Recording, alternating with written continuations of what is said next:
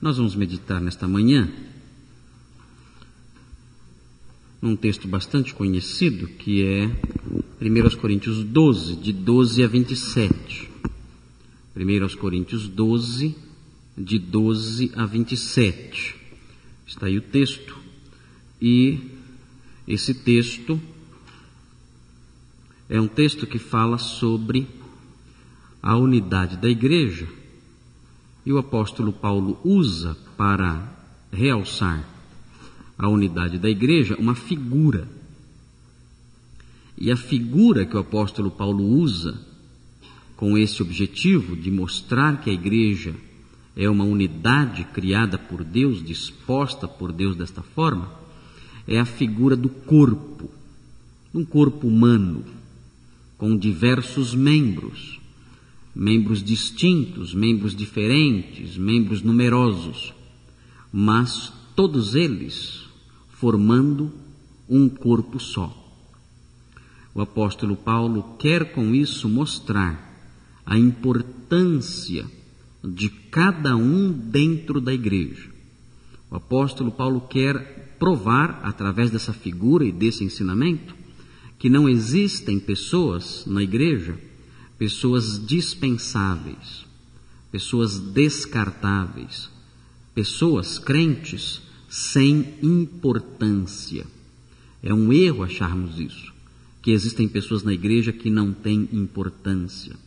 Também o apóstolo Paulo quer mostrar com isso que cada membro tem utilidade.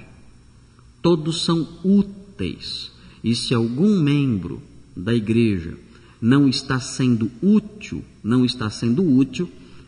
porque não quer ser útil, porque não está se dispondo a ser útil, porque dentro de um corpo, cada membro tem sim uma utilidade, tem sim uma função, e se não realiza essa função, todos os demais membros do corpo sofrem as consequências dessa inatividade.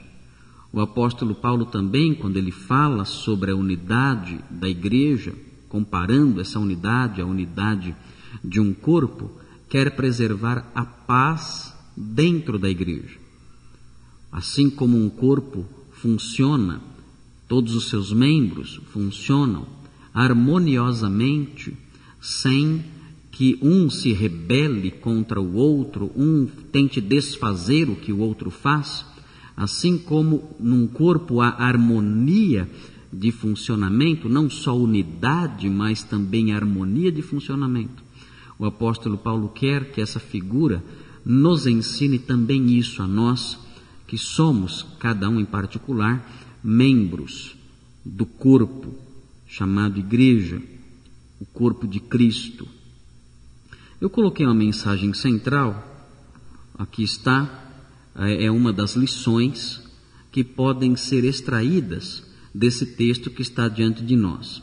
É assim: o modo como Deus estruturou a igreja realça e possibilita a sua plena unidade. Deus fez a igreja de tal forma, Ele montou, Ele estruturou, Ele criou a igreja de tal maneira que os membros dela podem sim ser unidos. É possível sim que haja unidade na igreja. Não porque as pessoas sejam livres de defeitos ou de falhas ou de pecados, não, mas porque o modo como Deus dispôs cada um na igreja é uma maneira que possibilita, que viabiliza, que torna possível a existência de unidade. E não somente isso, além de tornar possível a unidade, Deus dispôs de tal forma que essa unidade pode ser vista, pode ser percebida, pode ser notada, pode ser demonstrada. Deus criou a igreja de tal forma, usando mecanismos, usando fenômenos, efeitos espirituais de tal natureza que faz com que as pessoas possam olhar para a igreja e ver aqui unidade. E faz com que cada membro possa sim viver em unidade com os demais. Se isso não acontece, é porque os membros da igreja não estão usando dos recursos que Deus deu para possibilitar essa unidade. Mas é possível. Deus criou a igreja como uma organização sobrenatural. A igreja não é apenas um ajuntamento de pessoas que desfrutam das mesmas crenças. Não. Isso nós encontramos em outras religiões por aí afora. Um aglomerado de gente que desfruta das mesmas crenças. Mas a igreja não é isso. Isso nós encontramos dentro do espiritismo, dentro da maçonaria, dentro do catolicismo, dentro das religiões afro. Nós encontramos um aglomerado, um ajuntamento de pessoas que desfrutam da mesma crença. Mas a igreja não é isso apenas. A igreja, é verdade, nós somos um grupo de pessoas que desfrutam da mesma fé, da fé em Cristo, mas não somos só isso. Nós somos uma instituição criada por Deus, que funciona em sua unidade através de mecanismos sobrenaturais. Nós convivemos, andamos juntos, realizamos coisas, temos uma relação de afeto, de utilidade um na vida do outro, porque a instituição chamada igreja é de origem divina.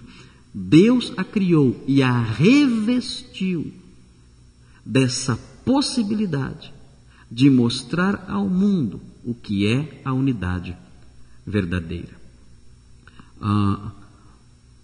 Dizem que há 3 instituições criadas por Deus: a família, a igreja e o Estado.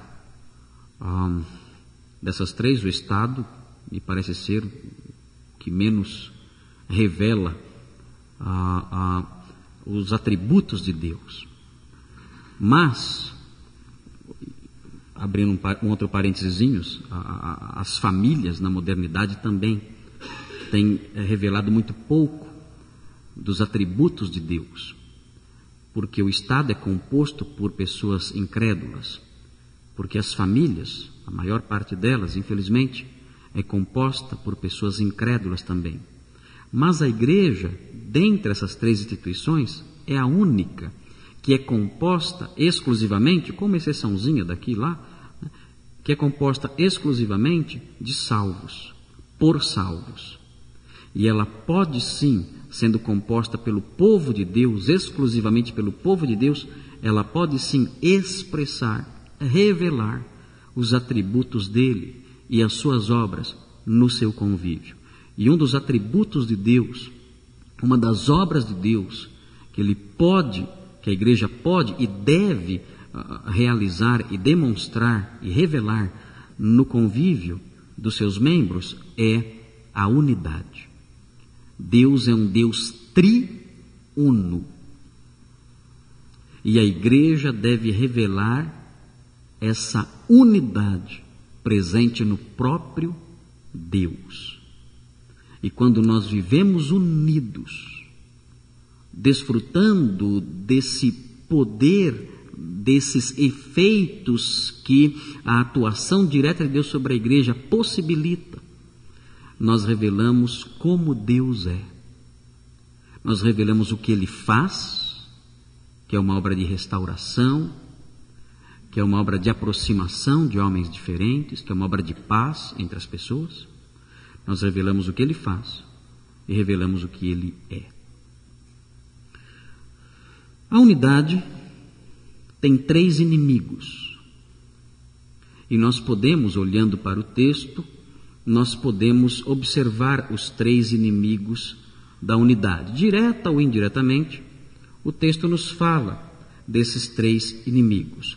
Nós vamos ler o texto na medida em que formos lendo o texto, vamos destacar esses 3 inimigos da unidade.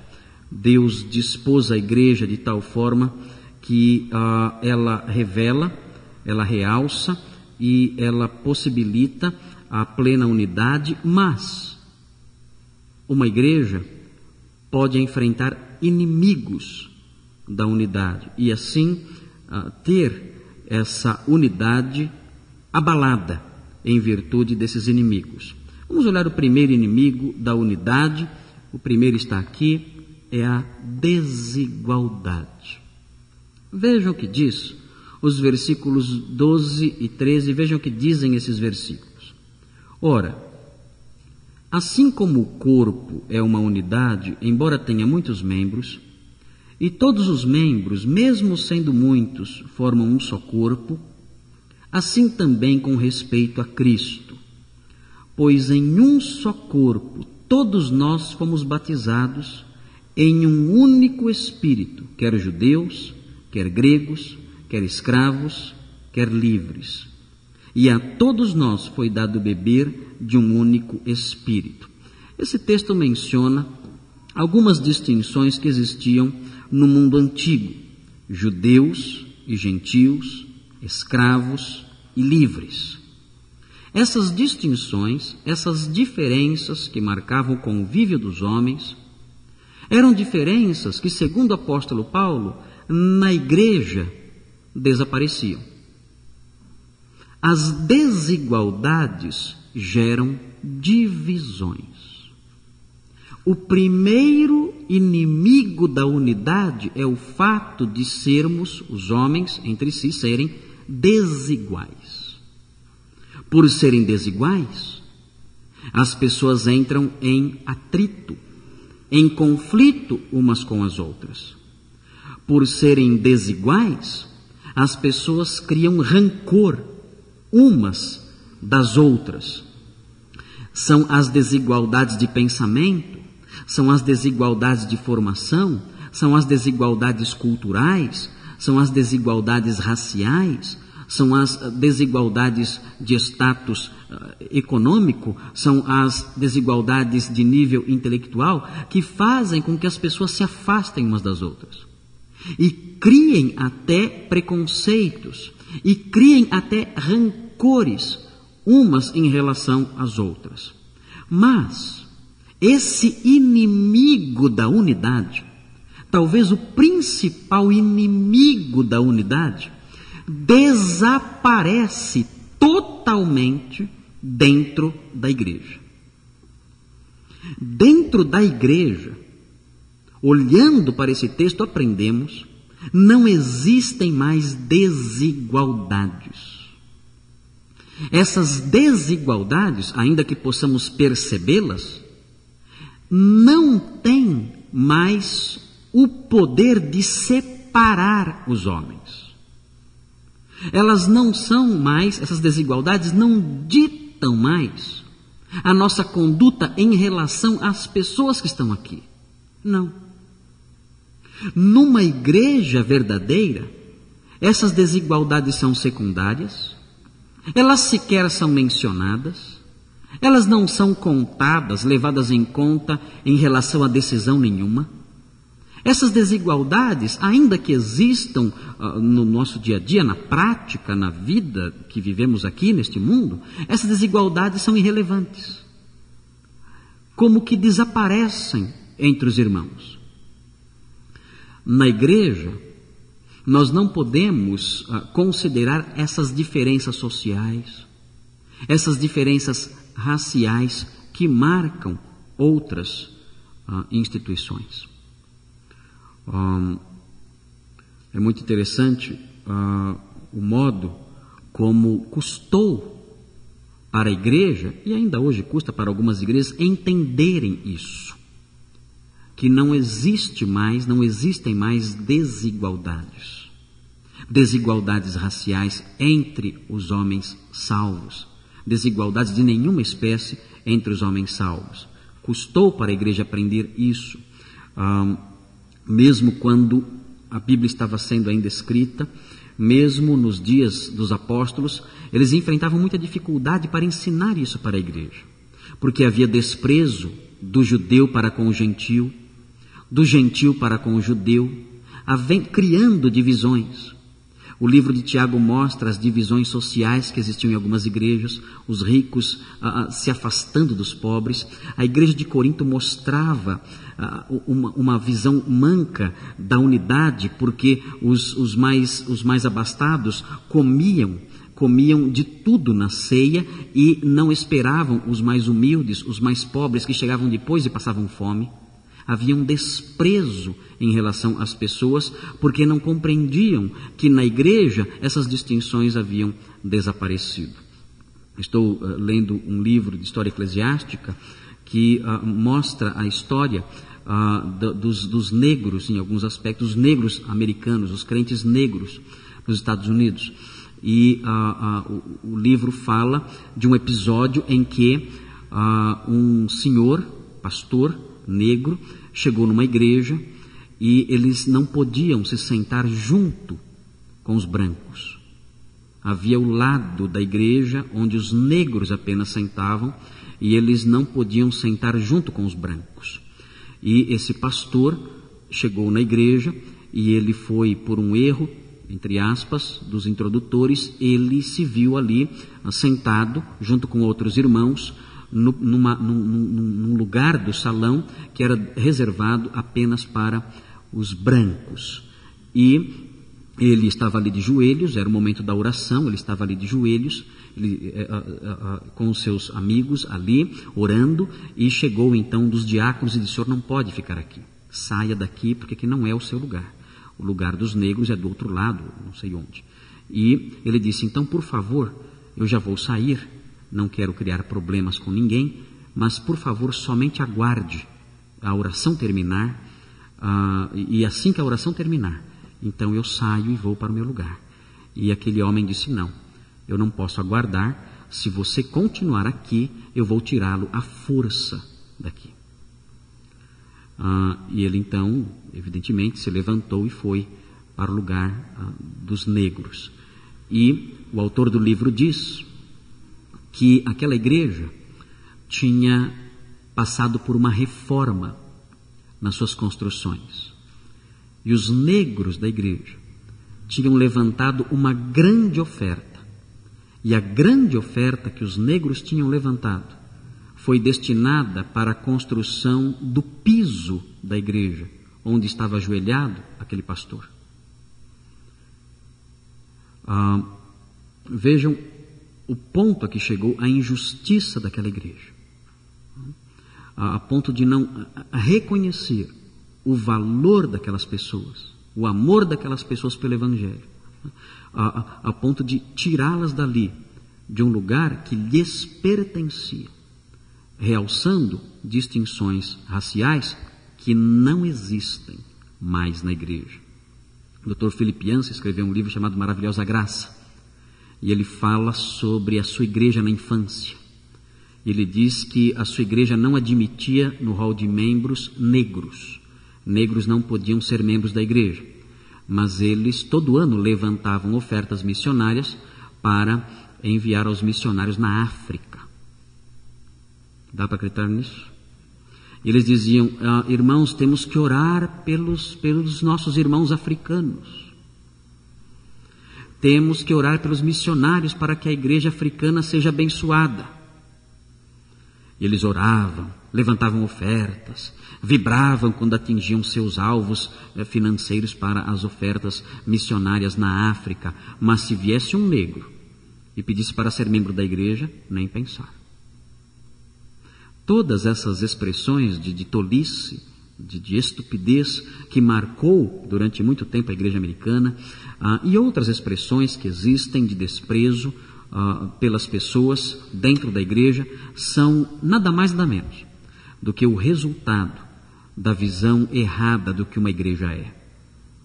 A igreja é uma instituição sobrenatural. E Deus dispôs a igreja de tal forma que ela realça a unidade. Nela não há negro ou branco. Nela não há escravo ou livre. Nela não há doutor ou leigo. Nela não há rico ou pobre. Não. A desigualdade na igreja desaparece. E Deus faz assim. E faz assim para realçar a unidade. Porque Ele é uno e quer que a igreja revele também unidade. Há um outro inimigo da unidade, e nós vemos esse inimigo nos versículos 14 a 20. Vejam com atenção aí, 14 a 20, o segundo inimigo está aqui, é o descontentamento. Esse inimigo também procura desestabilizar a unidade que existe na igreja. Os irmãos devem observar, desculpem, retornando um pouco aqui, os irmãos devem observar que o apóstolo Paulo ensina que a desigualdade que mencionamos no item anterior desaparece por uma razão teológica. Deus incluiu todos na esfera de influência do Espírito Santo, de um só Espírito. A Bíblia diz, o texto fala, que a desigualdade desaparece, porque todos, independentemente de suas distinções, são batizados em um único Espírito.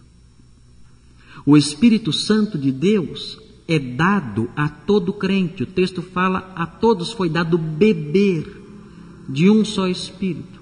O Espírito Santo habita cada crente, independentemente de suas distinções, das distinções que existem entre eles.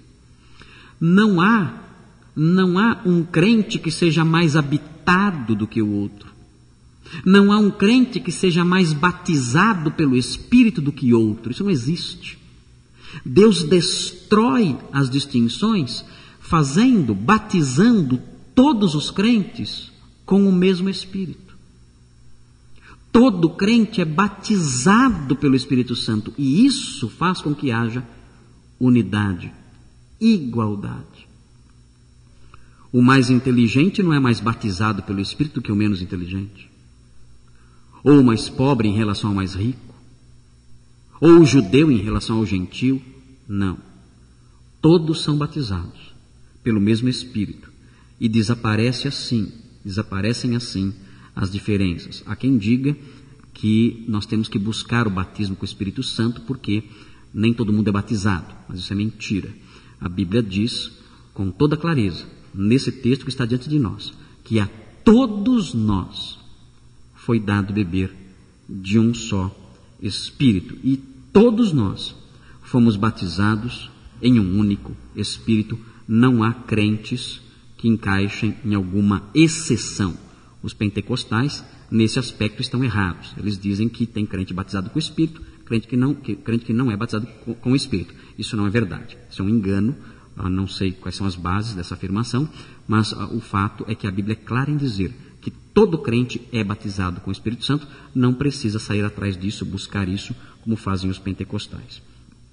O segundo ponto, portanto, o segundo inimigo está aqui já, é o descontentamento. Vamos ver o descontentamento nos versículos 14 a 20. Diz assim: o corpo não é feito de um só membro, mas de muitos.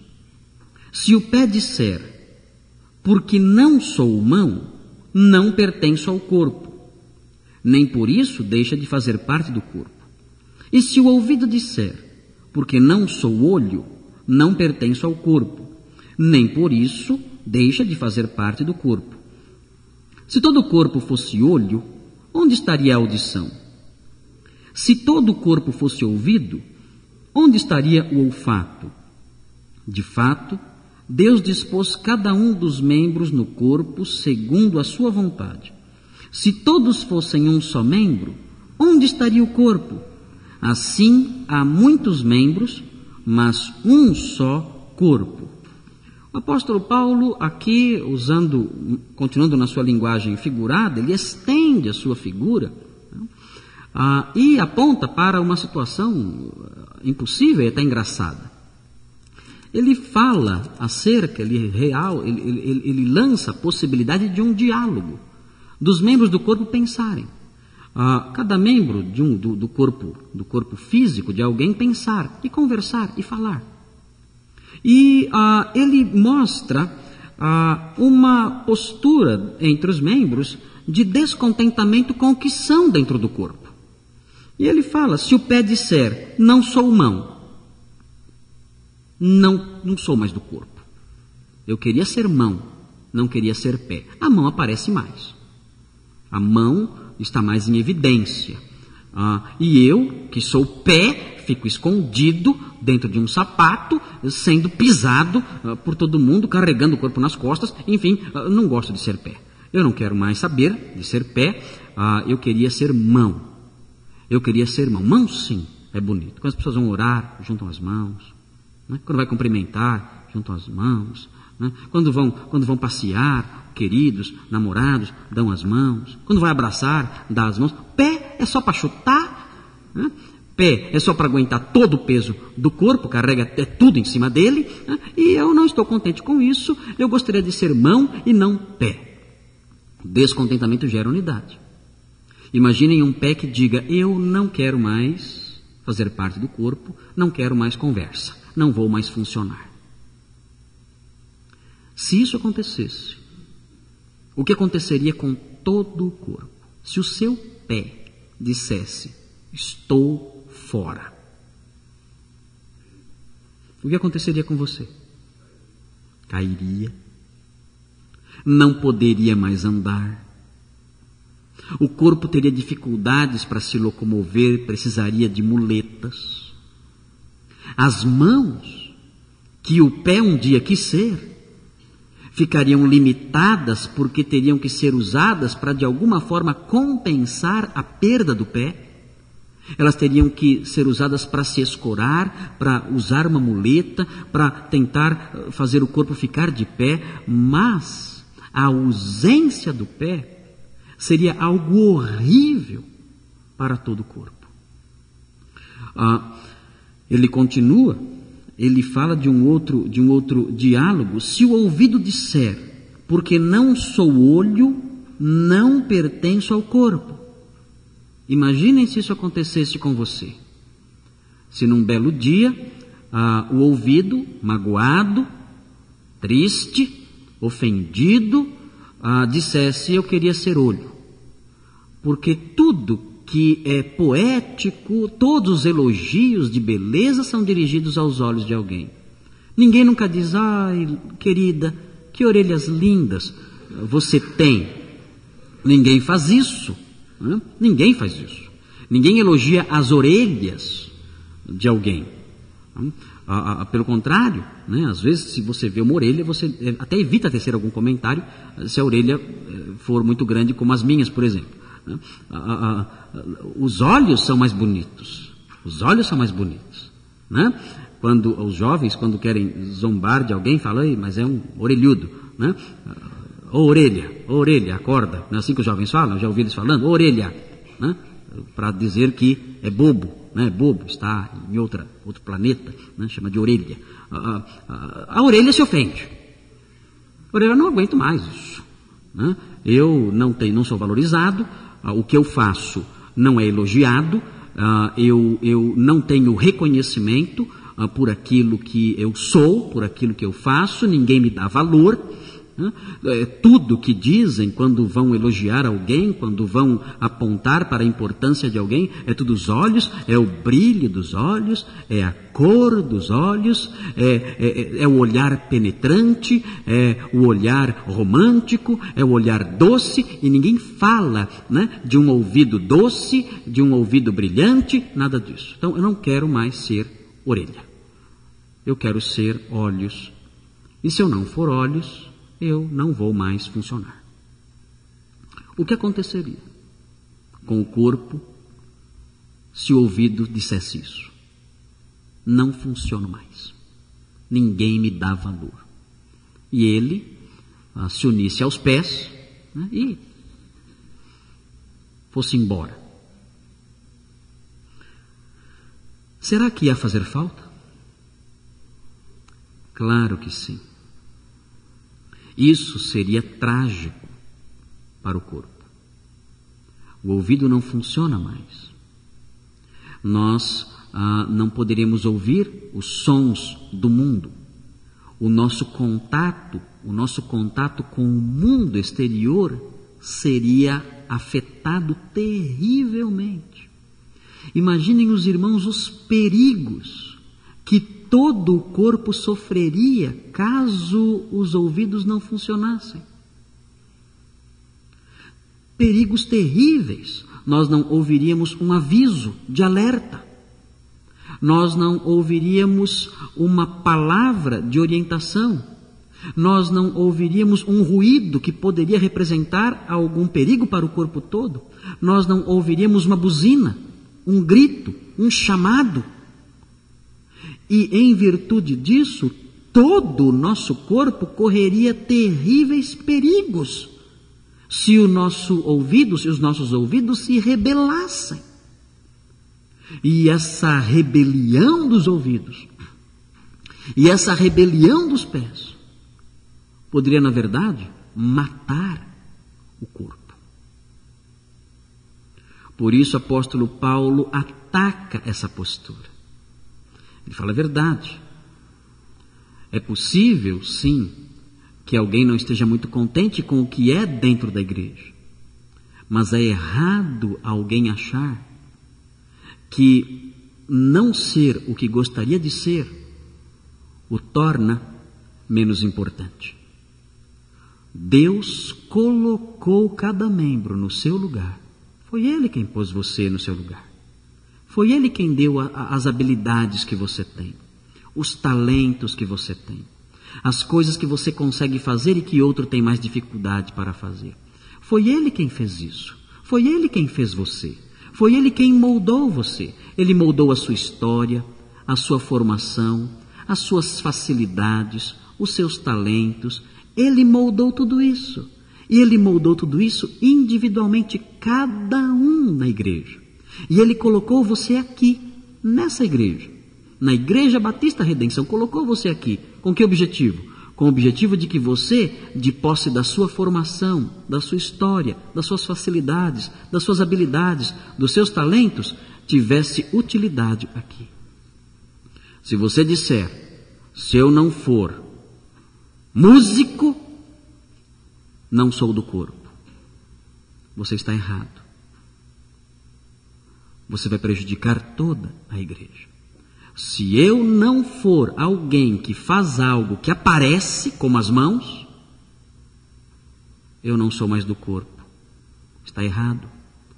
Talvez as coisas que Deus habilitou você a realizar no corpo sejam coisas que não aparecem. Mas você é importante. Nós mencionamos o trabalho do som aqui na igreja. Pessoas que têm o dom de servir. Pessoas que têm o dom de trabalhar com as mãos, sem que ninguém veja muitas vezes. Mas realçamos o fato dessas pessoas serem fundamentais. Não pode, portanto, haver descontentamento. Quando há descontentamento com o que eu sou, eu destruo a unidade. Quando há descontentamento com o modo como Deus me colocou no corpo, eu destruo a unidade e o corpo sofre. Aquilo que você é na igreja, você deve realizar e ser com excelência, com zelo, com amor genuíno, sabendo que do seu trabalho dependem todos os demais. Como seria bom se cada membro da igreja, por mais simplesinho que fosse, realizasse a sua função. Nossa igreja seria a melhor igreja da terra. Eu conheci um amigo, um senhor, que foi soldar uma placa em cima de um telhado. E o maçarico explodiu e queimou o seu rosto. E ele ficou bem machucado. Ele, depois conversando comigo, eu disse para ele, O que mais incomodava você quando você se queimou? Você tinha medo de que aquelas complicações aumentassem mais? Você tinha medo de que a sua pele, a sua aparência não voltasse mais a ser o normal? O que mais incomodava você? Ele disse assim para mim: pastor, você não vai acreditar no que eu vou te falar. Sabe o que mais me incomodava? O quê? A falta dos meus cílios. Falta dos seus cílios? Sim. O senhor não sabe como é horrível não ter cílios. Eu saía lá fora, o vento batia em mim.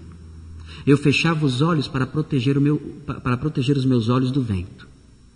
E eu não conseguia proteger, porque faltavam esses pelinhos aqui, os cílios, que tinham sido queimados. Eu nunca imaginei que os cílios eram tão importantes. A sensação de andar por aí afora sem eles é simplesmente horrível. O senhor não tem ideia.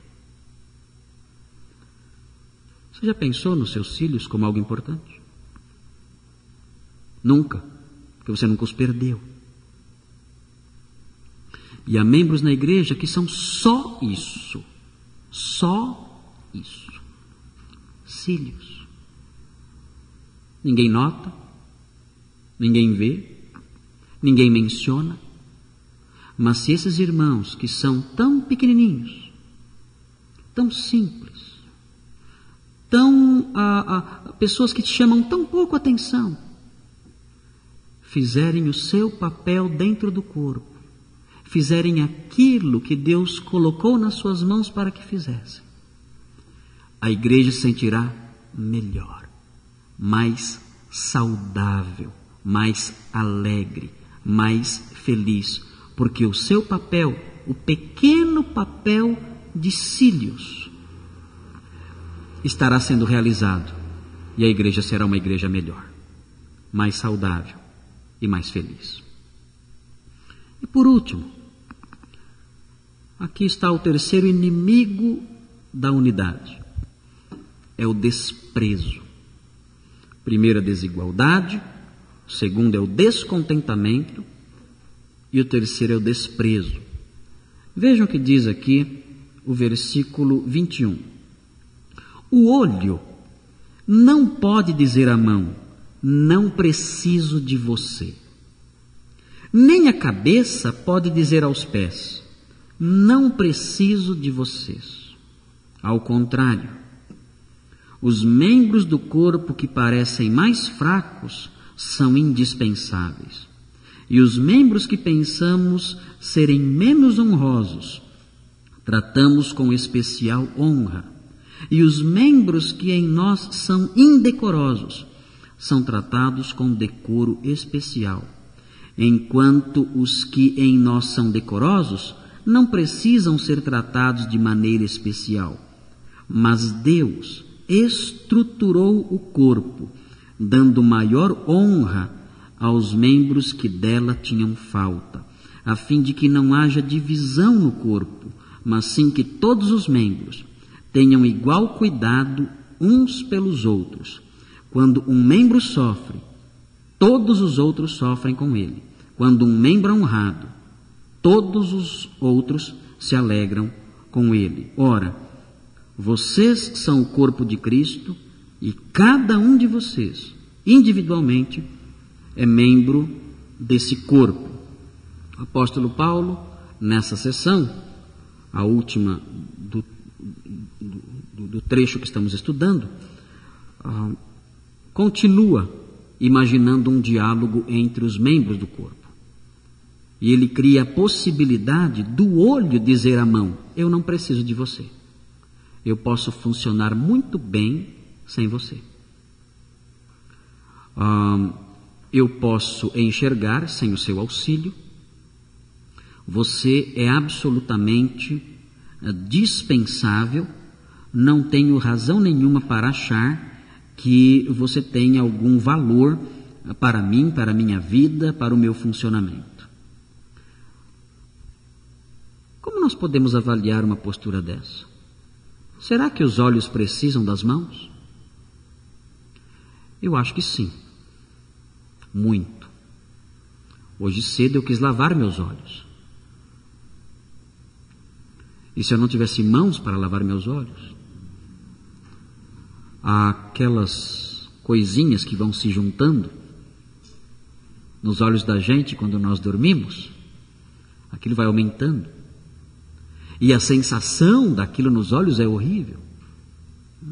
E eu teria que depender da ajuda de outras pessoas. Imagine se eu não tivesse as minhas mãos. Por favor, alguém me ajude. Eu estou com uma sensação horrível aqui.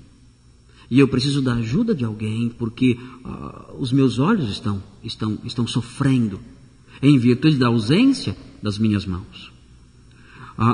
Nós devemos transferir esse raciocínio também para a igreja. Ninguém na igreja pode olhar para um membro e dizer: ele é descartável, não precisamos dele. Ele é descartável, é inútil, não vai fazer falta nenhuma. Isso não é verdade. O texto continua, o apóstolo Paulo imagina um outro diálogo, a cabeça falando para os pés. A cabeça diz: pés, não preciso de você. Posso pensar muito bem sem você. O cérebro está aqui, não está aí. Né? Você é totalmente dispensável para mim. Eu posso raciocinar, posso pensar, posso funcionar, posso, enfim, fazer o que eu faço sem o seu auxílio. Será que isso seria verdade? Não. Um dia a cabeça iria pensar: quero ir até lá. Iria sentir a falta de algo que a ajudasse a ir até lá. De modo que o apóstolo Paulo mostra que todos os membros são interdependentes. Uma mão depende da outra, um pé depende do outro pé, a cabeça depende dos pés, os olhos dependem das mãos, as mãos dependem dos olhos. E assim as coisas funcionam. No nosso corpo é assim, um depende do outro, os olhos dependem dos cílios, os cílios dependem dos olhos, e assim a coisa caminha. Existe toda uma unidade, o modo como Deus estabeleceu tudo direitinho faz com que uma coisa dependa da outra. E esse raciocínio de dependência um do outro deve ser transferido para a igreja. Os líderes da igreja não podem dizer para aquele membro que é simplesinho como os cílios: nós não precisamos de você. Esse desprezo é inimigo da unidade. E o apóstolo Paulo fala: não pode ser assim, porque nós precisamos uns dos outros sim. Deus, diz o texto, revestiu os membros que são mais desprezíveis, entre aspas, Ele os revestiu de honra, de dignidade. E nós precisamos deles. Nós valorizamos os membros que são menos aparentes, menos bonitos. Nós valorizamos esses membros porque sabemos que eles são fundamentais para nós. Ninguém gostaria de ser um dedão de pé. Ninguém. O dedão é muito gordo e feio. Não quero ser um dedão de pé. Mas, se nós não tivéssemos o dedão do pé, nós teríamos dificuldade para nos equilibrar. Eu não quero ser um dedão da mão. Quem precisa disso? Todos nós precisamos do dedão da mão. Ninguém consegue fazer nada sem esse dedo. Nada. Não dá para você pegar num garfo. Quem gosta de comer bastante, ia sentir muita falta de um dedão. Antigamente, quando um rei era preso como escravo, como prisioneiro de guerra, os seus inimigos faziam uma coisa só: cortavam seu dedão. Só isso. Não precisava matar, não precisava torturar, era só fazer uma coisa: cortar o dedão. Acabou. Aquele rei virava um mendigo. Por quê? Porque sem o dedão não podia tirar uma flecha. Sem o dedão não poderia atirar uma lança. E naqueles dias em que os poderosos se firmavam pela força, um homem que não pudesse atirar uma flecha, que não pudesse atirar uma lança, era um homem que não valia nada. E faziam isso. cortava. De rei a mendigo, porque faltava um dedo. Nós não podemos desprezar os nossos irmãos. Todos são importantes. Todos fazem parte de um corpo. Todos são cruciais para nós. Todos são necessários. Ninguém é descartável, ninguém é desprezível. Nós vamos hoje realizar aqui na nossa igreja um processo disciplinar, talvez culmine no corte de um membro da igreja. Mas ninguém deve ver isso como algo que, ótimo, tem que fazer isso mesmo, com alegria, com algum grau de satisfação.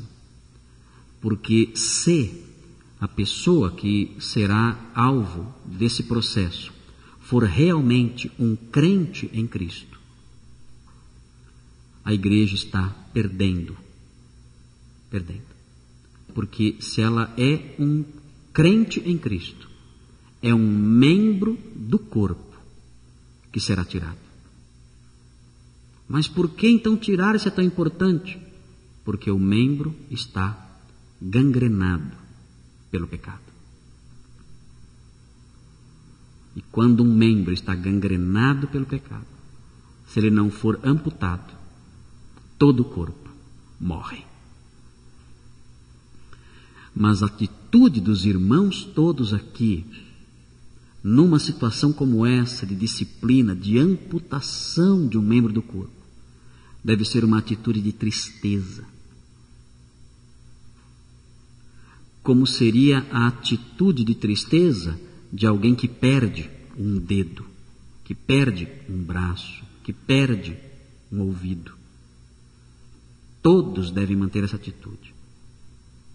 Se esse indivíduo é um crente, é um membro da igreja que foi amputado, nós precisamos dele. Esse membro é necessário para nós. Esse membro faz falta para mim. Esse membro faz falta para a igreja toda. Nós temos que fazer isso. Mas não fazemos isso com alegria e com vibração, porque esse membro é importante para cada um aqui. Mesmo que eu não consiga enxergar, talvez, a importância, a falta que fará, eu sei pela palavra de Deus que cada crente é sim importante dentro da igreja e fará sim muita falta no corpo. Quando nós desprezamos as pessoas, nós não entendemos o que uma igreja é. A postura e o conceito não se fecham, não batem. Desprezo e igreja são conceitos que se excluem mutuamente. A igreja é uma unidade e nela não pode haver o inimigo da unidade, que é o desprezo. Todos os membros devem se valorizar entre si. Vamos orar pela nossa igreja, vamos orar por nós, vamos orar pedindo a Deus que Ele nos ajude a compreender o sentido pleno da unidade e, desse modo, evitemos os inimigos da unidade que são descritos nesse trecho. Senhor Deus, a Sua palavra mostra como é a igreja verdadeira, livre de desigualdades, livre de descontentamentos, livre de desprezos entre seus membros. Nós queremos pedir que o Senhor nos dê uma visão clara de corpo e, tendo essa visão clara de corpo, valorizemos mais o nosso irmão, cuidemos mais uns dos outros, reconheçamos a importância de cada um, desde os menores até os maiores, desde aqueles que aparecem muito até aqueles que pouco aparecem, desde aqueles que parecem ser tão fundamentais até aqueles que parecem não ter tanta importância. Que nós não nos deixemos levar pelas aparências, mas que, tendo uma visão de corpo, percebamos a importância que há em cada um e não desprezemos ninguém. Cuidemos uns dos outros, sejamos próximos, cuidadosos, zelosos pelos nossos irmãos. Pedimos também que o Senhor nos livre do descontentamento, o descontentamento que gera inatividade, o descontentamento que faz o pé dizer: porque não sou mão, não sou do corpo. Livra-nos dessa atitude. Faça com que olhemos para nós como pessoas que foram transformadas pelo seu Espírito e colocadas no seu corpo, no corpo de Cristo.